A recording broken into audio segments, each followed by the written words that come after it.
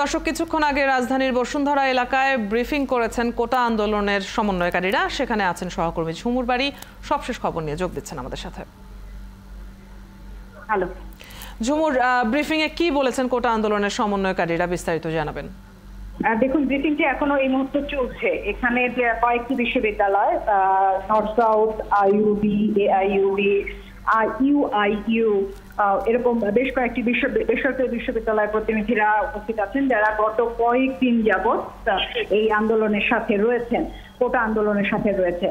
তারা কিন্তু তাদের অবস্থান আজকে ব্যাখ্যা করছেন। কারণ এখানে যে সহিংসতাটা চলছে, সেই সহিংসতা বা আগুন লাগানো এই ঘটনার সাথে তারা কোনোভাবেই সম্পৃক্ত না, এই বিষয়টি তারা পরিষ্কার করে বলতে চান। এবং তারা এটাও বলতে চান যে তাদের কোনো রাজনৈতিক উদ্দেশ্য নেই, অর্থাৎ তারা কোনো রাজনৈতিক উদ্দেশ্য হাসিলের জন্য এই আন্দোলন করছেন না। তাদের ন্যায্য দাবি যে তারা মনে করেন যে কোটা সংস্কার বাতিল, এই বিষয়টি তাদের মূল লক্ষ্য। দ্বিতীয়ত তারা যেটা বলতে চান, এই কয়দিন পুলিশি হামলা বা ছাত্রলীগের হামলা, যে কোনো ধরনের হামলাতে যেই ছাত্ররা মারা গেছে তাদের সুষ্ঠু বিচার এবং তাদের পরিবারকে যেন সুষ্ঠু বিচার পায়, সেই বিচারের নিশ্চয়তা তারা চান।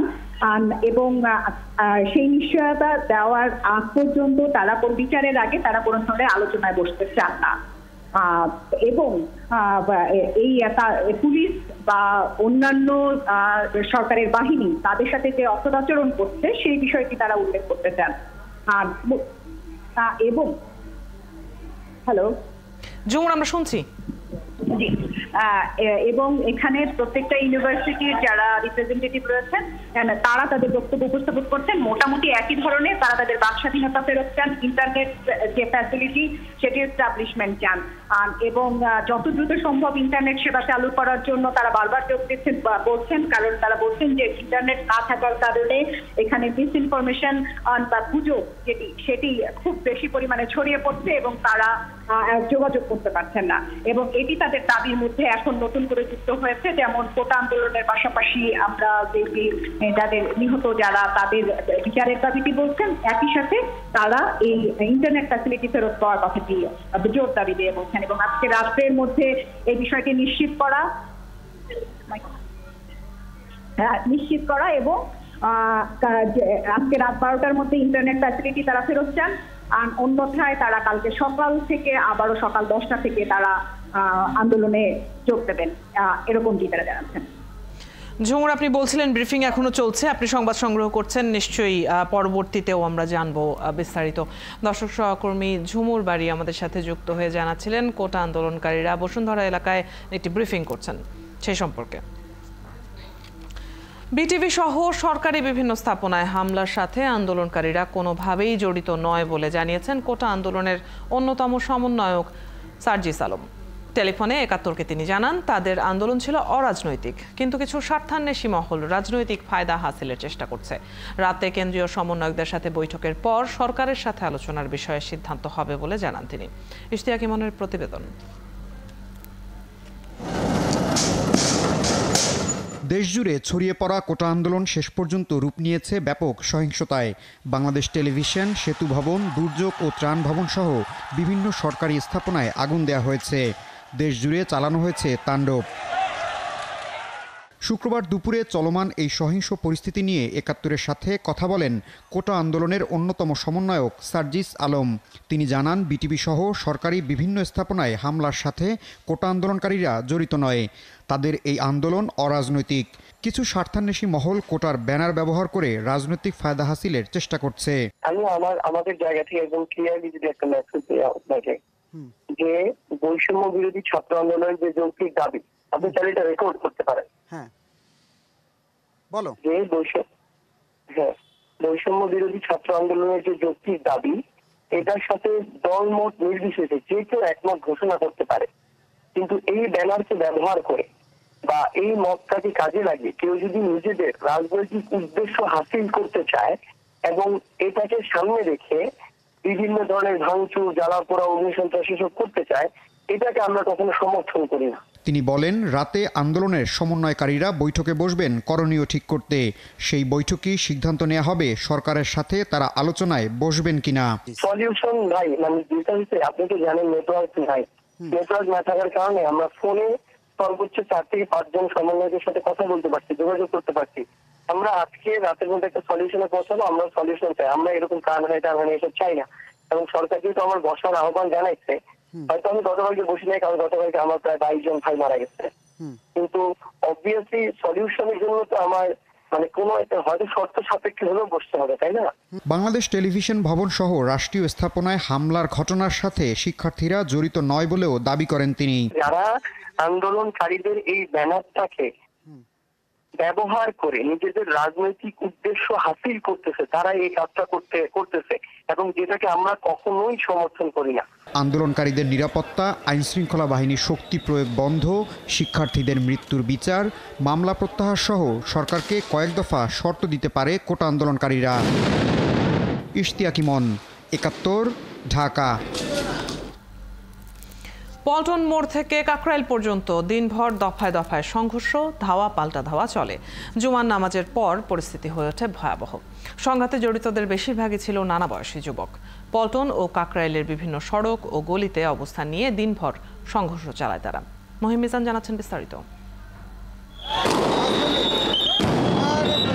বৃহস্পতিবার রাতভর আন্দোলনকারীরা সড়ক দখল করে রাখলেও শুক্রবার জুমার নামাজের পরপরই পল্টন এলাকায় শুরু হয় ধাওয়া পাল্টা ধাওয়া।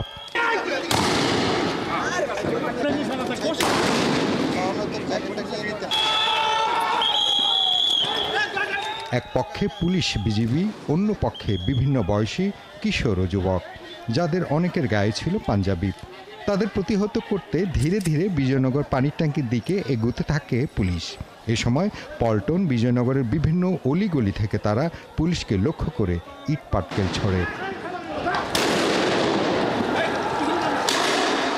জুমার নামাজের পর বায়তুল মোকাররমের উত্তর গেটে অবস্থান করা ইসলামী আন্দোলনের নেতাকর্মীরা পুলিশের উপর চড়াও হয়ে সংঘর্ষে জড়ায়। এ সময় তাদের প্রতিহত করার চেষ্টা করে পুলিশ।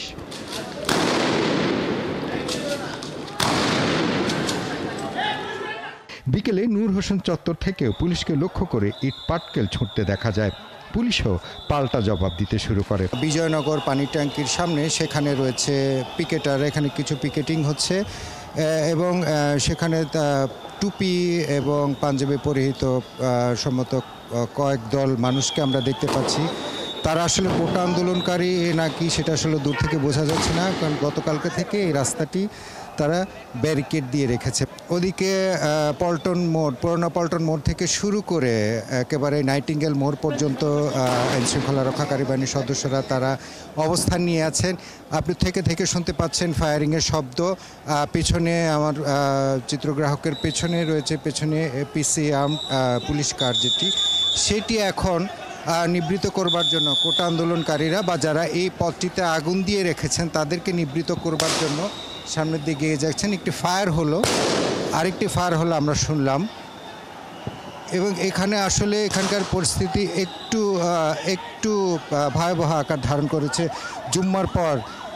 এবং এখানে অনেকগুলো দল, ইসলামী শাসনতন্ত্র আন্দোলন, ইসলামী আন্দোলন, এবং তারা, আপনারা জানেন যে এখানে আসলে অনেকগুলো দল, এখানে ছোট ছোট দলের এখানে অফিস রয়েছে। এভাবে দিনভর চলতে থাকে সংঘাত সংঘর্ষ, যা সন্ধ্যা পর্যন্ত চলছিল। মহিম মিজান, ৭১, ঢাকা। রাজধানীর বিভিন্ন এলাকায় পুলিশ ও আন্দোলনকারীদের মধ্যে এখনও থেমে থেমে সংঘর্ষ হচ্ছে। মহাসড়ক থেকে অলিগলিতে চলছে এসব সংঘর্ষ। দুপুরে রাজধানীর মেরুলবাড্ডায় আনসার ক্যাম্পে হামলা আর লুটপাট করে বের করে দেওয়া হয় তাদের। রাজধানীর বিভিন্ন এলাকা ঘুরেছেন সহকর্মী সাজিদ সরকার। বিস্তারিত খবরাখবর তিনি জানাবেন আমাদের সাথে যুক্ত হয়ে।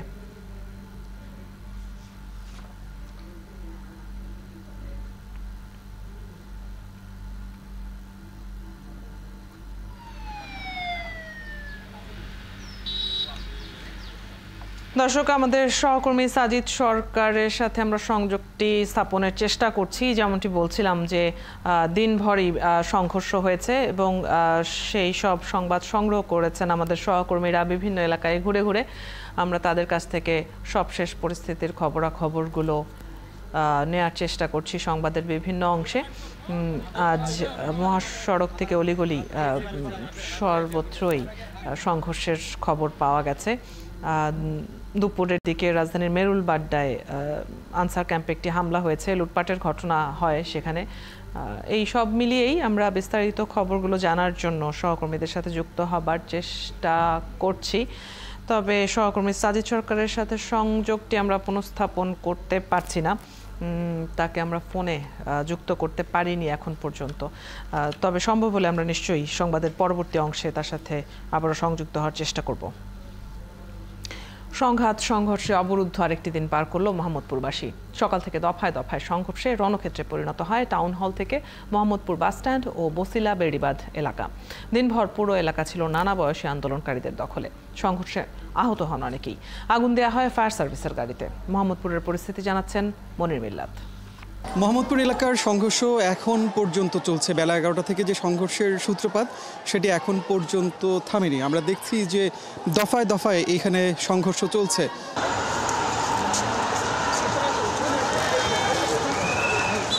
সকাল থেকে দুপুর গড়িয়ে বিকেল সংঘর্ষ থামছিলই না। রাবার বুলেট, টিয়ার শেল আর সাউন্ড গ্রেনেডের বিপরীতে ইট পাটকেল। অবরুদ্ধ গোটা মোহাম্মদপুর।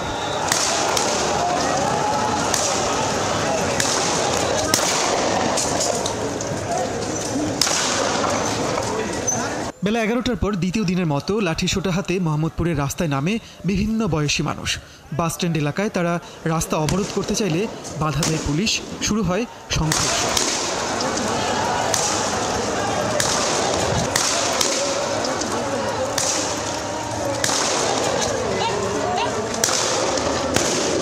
বাসস্ট্যান্ড থেকে শুরু করে বরসিলামুখী পুরো সড়কের নিয়ন্ত্রণ নিয়ে পুলিশের সাথে সংঘর্ষে জড়ায় তারা। পুলিশের সাথে সরকার সমর্থকরা যোগ দিলেও আন্দোলনকারীদের পিছু হটানো যায়নি। একইভাবে প্রতিরোধ গড়ে সড়কে অবস্থান নেয় তারা। বিকেল নাগাদ বাসস্ট্যান্ড পেরিয়ে মোহাম্মদপুর টাউন হল পর্যন্ত ছড়িয়ে পড়ে সংঘর্ষ। আগুন দেয়া হয় ফায়ার সার্ভিসের গাড়িতে।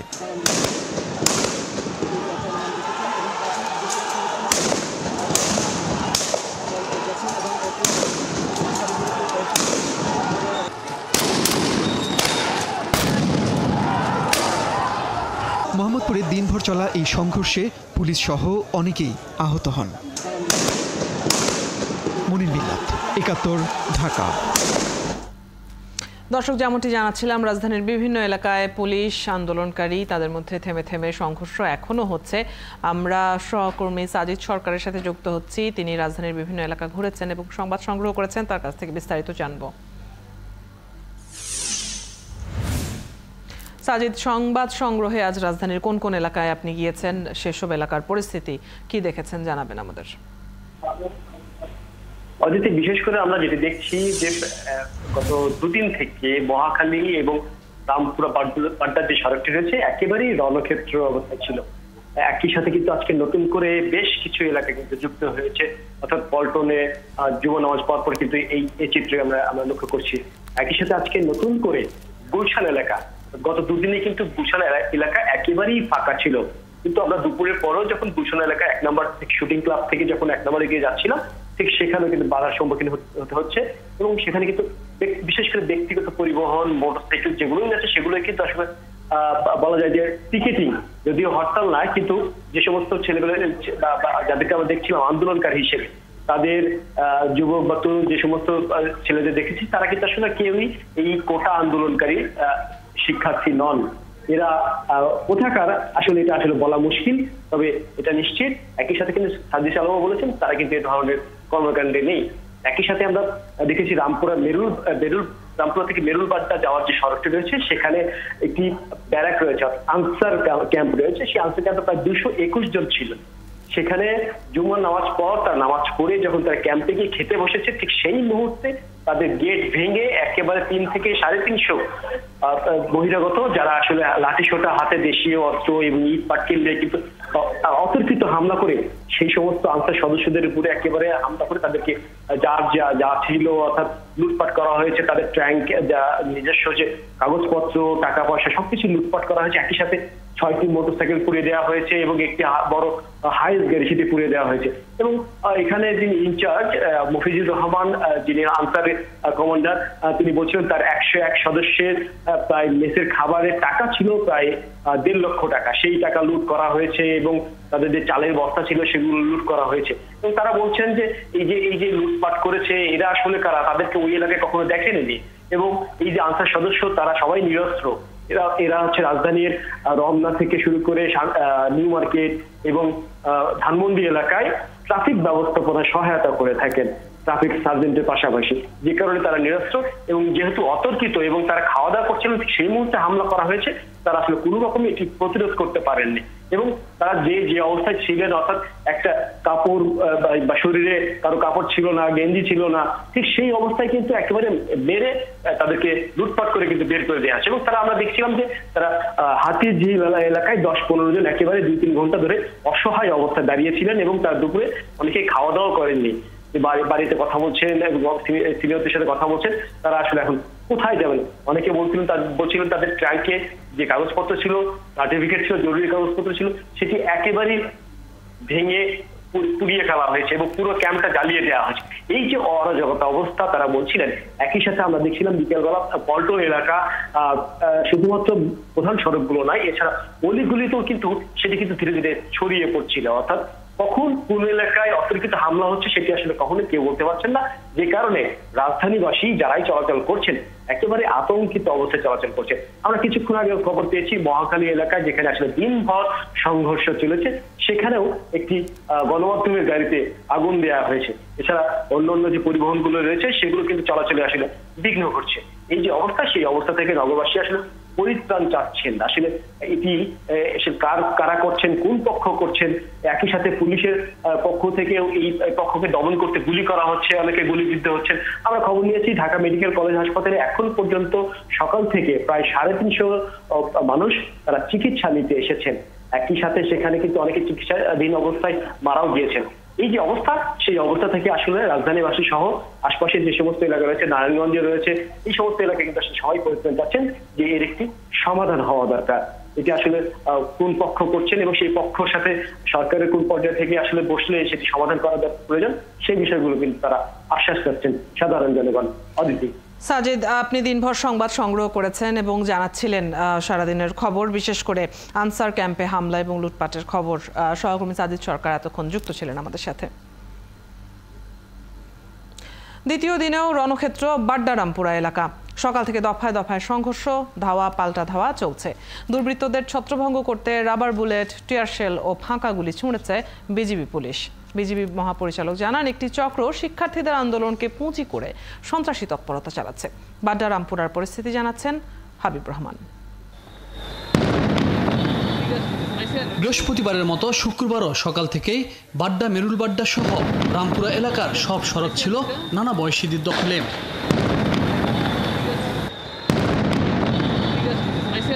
সকাল 11টার দিকে বাধে সংঘর্ষ।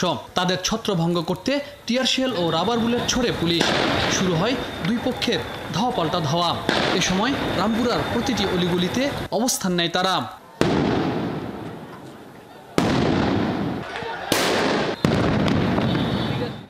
ধীরে ধীরে পুরো এলাকায় ছড়িয়ে পড়ে উত্তেজনা। পুলিশ ও বিজিবিকে লক্ষ্য করে ছোড়া হয় ইট পাটকেল। দফায় দফায় টিয়ার শেল ও রাবার বুলেট ছোড়া হলেও বারবারই ফিরে আসে তারা। পরে আরও কঠোর ভূমিকায় নামে বিজিবি ও পুলিশ। এবং এক পর্যায়ে যখন নামাজের সময় কিছুটা বিরতি থাকলেও নামাজের পরে কিন্তু ঠিক আবার একই রকম পরিস্থিতি এখানে তৈরি হয়েছে। আগুন লাগিয়ে দেয় আনসার ক্যাম্পে, পুড়িয়ে দেওয়া হয় ওয়াসার সাব স্টেশন। তাদের ছত্রভঙ্গ করতে আবারও টিয়ার শেল, রাবার বুলেট ছড়ে পুলিশ, বিজিবি।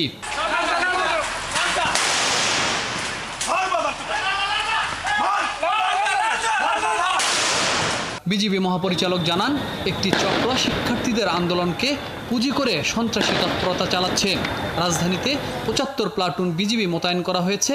এ পর্যন্ত 52 জন বিজিবি সদস্য আহত হয়েছে। এটা একটা দুরভিসন্ধিমূলক একটা ষড়যন্ত্র করা হচ্ছে। এই কোমলমতি শিশু যারা কোটা আন্দোলনের নামে আন্দোলন করছিল তাদের এই সুযোগ নিয়ে একটা গোষ্ঠী এই সন্ত্রাসবাদ চালানোর চেষ্টা করছে। এটা প্রতিহত করার জন্য আইন শৃঙ্খলা বাহিনী প্রস্তুত।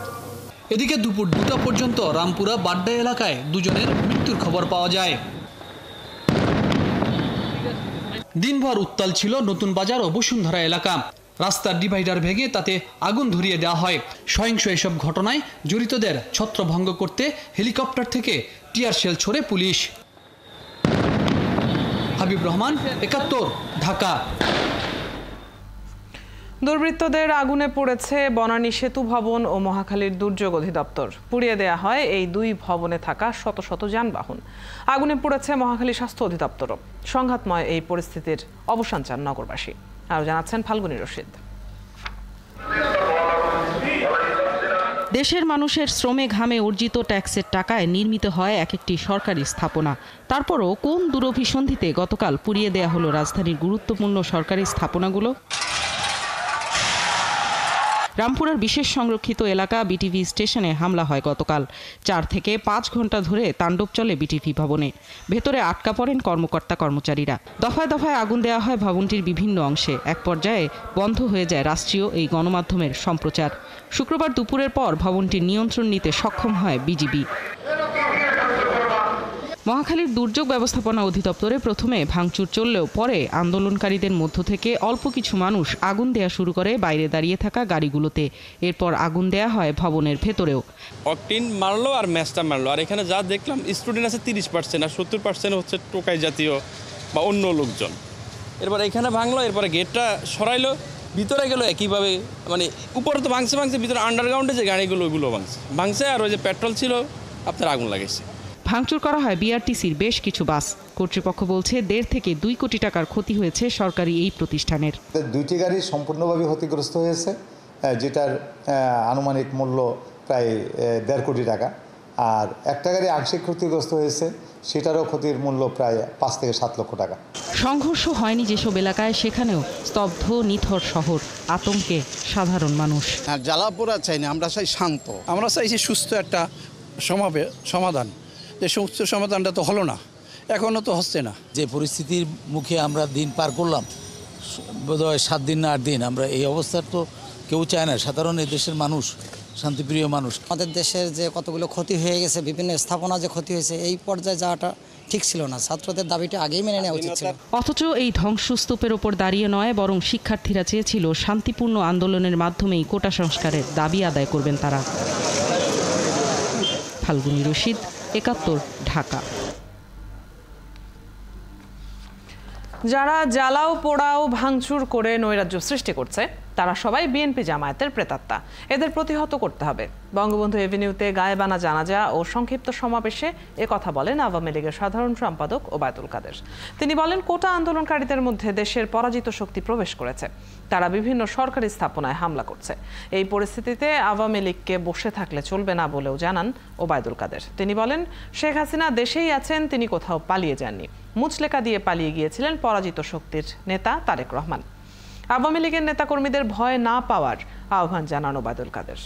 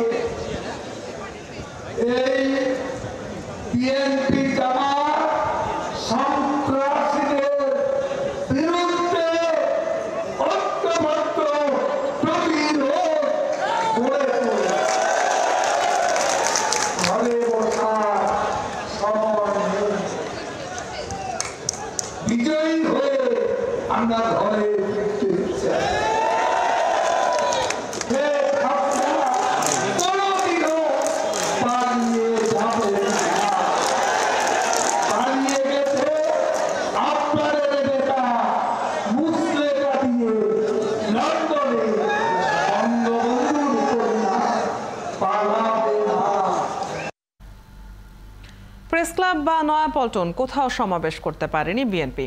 দুপুরে প্রেস ক্লাবের ভেতর আটক হন দলের সিনিয়র যুগ্ম মহাসচিব রুহুল কবির রিজভী।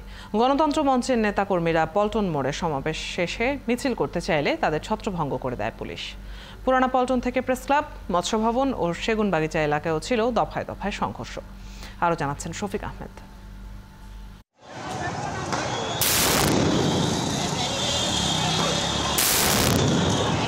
প্রেস ক্লাবের সামনে বিকেল ৩টায় সমাবেশের কর্মসূচি ডেকেছিল বিএনপি। বেলা ১২টার দিকে প্রেস ক্লাবে আসেন বিএনপির সিনিয়র যুগ্ম মহাসচিব রুহুল কবির রিজভী আহমেদ। এ সময় প্রেস ক্লাব চত্বর থেকে তাকে আটক করে নিয়ে যায় আইন শৃঙ্খলা রক্ষাকারী বাহিনী।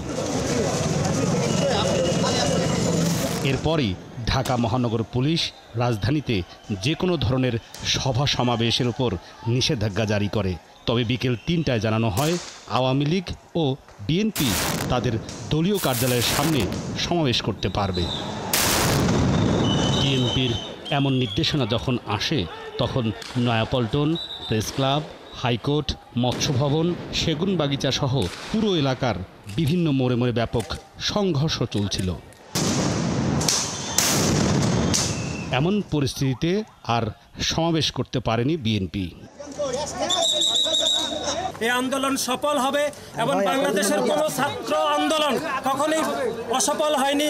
এর আগে সকাল 11টার দিকে পল্টন মোড়ে সমাবেশ করে সরকারকে দ্রুত পদত্যাগ করার দাবি জানান গণতন্ত্র মঞ্চের নেতারা।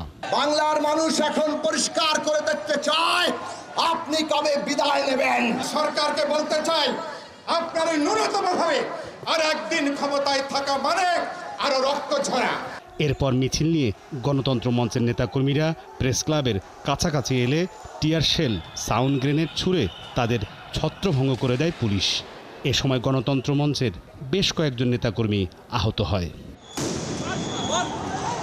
বিকেল 5টা পর্যন্ত জাতীয় প্রেস ক্লাব সহ অন্যান্য এলাকা থেকে বিএনপি এবং তাদের অঙ্গ এবং সহযোগী সংগঠনের বেশ কয়েকজন নেতাকর্মীকে আটক করে নিয়ে যায় আইন শৃঙ্খলা রক্ষাকারী বাহিনী।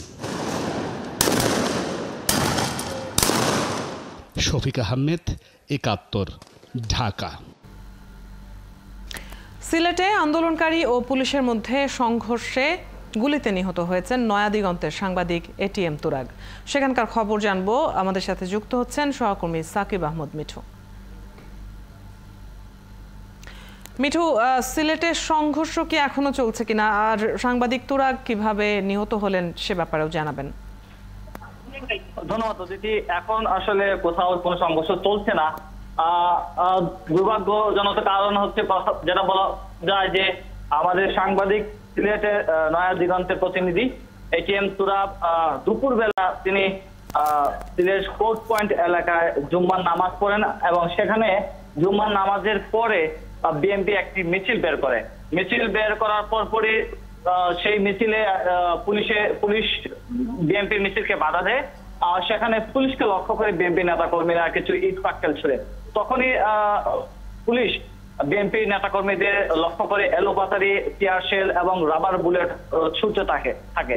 তখন সেখানে দায়িত্ব পালন করছিলেন বেশ কয়েকজন সাংবাদিক। তার মধ্যে ছিলেন এটিএম তুরাগ, যিনি নয়া দিগন্ত এবং সিলেটের একটি স্থানীয় পত্রিকার সাংবাদিক।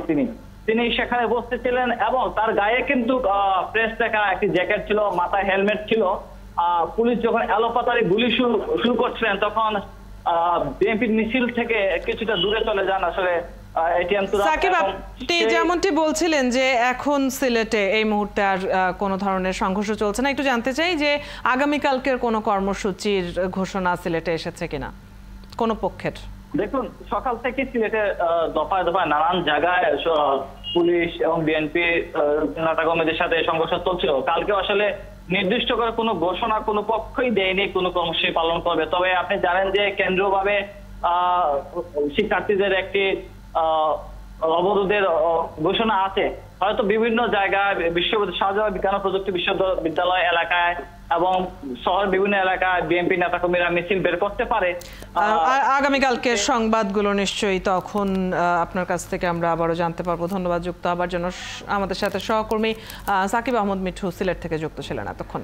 নরসিংদী জেলগেট, জেলা পরিষদ, মাধবদী পৌরসভায় ভাঙচুর এবং আগুন দিয়েছে দুর্বৃত্তরা। এ সময় বেশ কজন আহত হয়েছেন। সেখানকার সবশেষ খবর জানবো, যুক্ত হচ্ছেন সহকর্মী মোবারক হোসেন। মোবারক, জেল গেটে হামলার পর সেখানকার পরিস্থিতি এখন কেমন দেখছেন?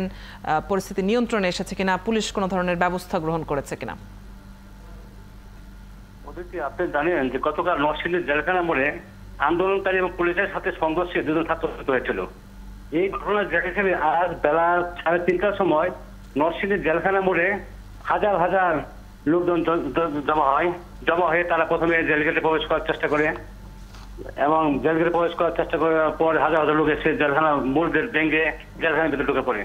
জেলখানায় ঢুকে তারা রক্ষীদেরকে মারপিট করে এবং তাদের অস্ত্র লুট করে। এক পর্যায়ে তারা রক্ষীকে মারপিট করে তারা ভিতরে আসামিদেরকে বের করে তারা নিয়ে আসে। এক পর্যায়ে তারা রক্ষীরা সবাই মিছিল সহকারে মূল গেট দিয়ে বের হয়ে চলে আসে। তারা রক্ষীদের হাতে খাবার, ফ্যান, অস্ত্র প্রত্যেক হাতে তারা মিছিল করে চলে আসে। এক পর্যায়ে তারা অস্ত্র নিয়ে ঢাকা সিটি মহাসড়কে মিছিল করে। মিছিল করতে করতে তারা ফাঁকা ফায়ার করে। এর ব্যাপারে কারা কর্তৃপক্ষের সাথে বারবার যোগাযোগ চেষ্টা করলেও তাদেরকে পাওয়া যায়নি। কতজন কারারক্ষী কাছ থেকে বের হয়েছে, কি পরিমাণ অস্ত্র লুট হয়েছে, খাবার কতটুকু লুট হয়েছে, এর সঠিক তথ্য এখন আমরা জানতে পারিনি। এই ঘটনায় 27 লোক আহত হয়েছে এবং 2 জন নিহত হওয়ার খবর পাওয়া গেছে, কিন্তু নিহতদের কোনো নাম পাওয়া যায়নি। আহতরা বিভিন্ন হাসপাতালে ভর্তি করা হয়েছে, বেশি আহত ব্যক্তিকে ঢাকা প্রেরণ করা হয়েছে। এদিকে আন্দোলনকারীরা নরসিংদী মাধবদী পৌরসভা আগুন দিয়ে বসিত করেছে এবং নরসিংদী জেলা পরিষদও আগুন দিয়ে বসিত করেছে। এখন সন্ত্রাস বিরাজ করছে, জেলখানা এখনো পুলিশের নিয়ন্ত্রণে রয়েছে। আন্দোলনকারীরা রাস্তা ছেড়ে দিয়েছে। মোবারক, আপনি নিশ্চয়ই বিস্তারিত তথ্যগুলো সংগ্রহ করতে থাকবেন এবং নিশ্চয়ই পরবর্তীতে আমরা সঠিক তথ্যগুলো আরও বিস্তারিতভাবে জানতে পারবো। নরসিংদীর বর্তমান পরিস্থিতির খবর জেনে নিচ্ছিলাম সহকর্মী মোবারক হোসেনের কাছ থেকে।